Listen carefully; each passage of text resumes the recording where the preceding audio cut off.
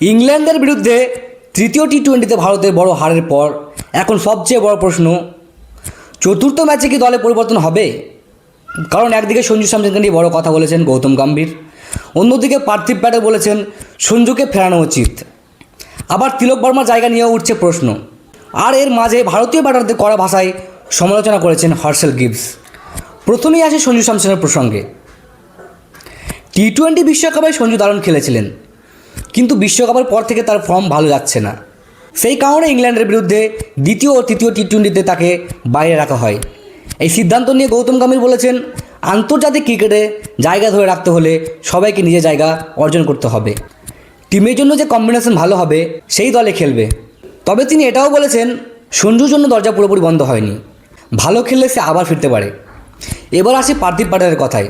তার মতে ভারতীয় টপ অর্ডারে অনেক বেশি বাঁহাতি ব্যাটার আছে, তাই ব্যালেন্স আনার জন্য সঞ্জু স্যামসনকে ফেরানো উচিত। পার্থিব বলেছেন, শিবম দুবার জায়গায় সঞ্জুকে খেলানো যেতে পারে, আর সঞ্জুকে মিডল অর্ডারে ব্যবহার করা যেতে পারে। এবার কথা তিলক বর্মাকে নিয়ে।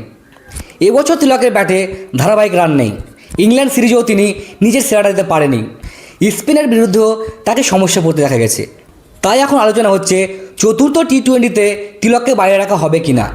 আর ভারতের এই ব্যাটিং ব্যর্থতার পর কড়া মন্তব্য করেছেন হার্শেল গিবস। তিনি বলেছেন, ভারতীয় ব্যাটাররা বিরাট কোহলির মতো ধৈর্য দেখায়নি, কেউ নিজেকে সেট হওয়ার সময় দেয়নি, সবাই খুব তাড়াহুড়ো করেছে, আর তার ফলেই ভারত মাত্র 76 রানে অল আউট হয়েছে। সব মিলিয়ে এখন ভারতের সামনে তিনটে বড় প্রশ্ন।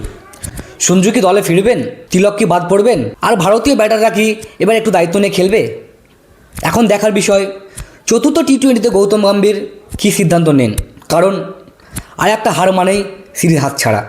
অবশ্যই আপনাদের মতামত কমেন্টে জানাবেন।